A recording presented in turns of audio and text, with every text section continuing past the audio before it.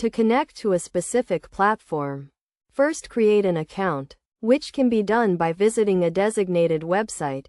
A discount on trading fees can be obtained by signing up through a specific link. Once the account is created, go to a particular website, where a download link for a Chrome extension can be found. Clicking on this link will redirect to the Chrome Web Store, where the extension can be added. After adding the extension, return to the website and click on Connect Telegram. This will open a new web page, where the option to start a bot or use the web version can be selected. After connecting to the bot, a trading platform can be accessed.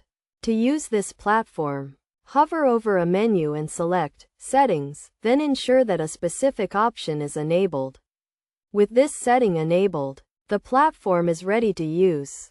To access the platform, click on a puzzle icon in Chrome. Then select the extension and turn it on. The website will refresh, and a set of presets can be accessed.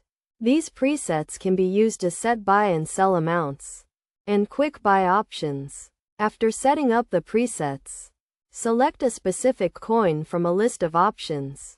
This can be done by browsing through various categories or searching for a particular coin. Once a coin is selected, a trading panel will appear, which can be used to start trading.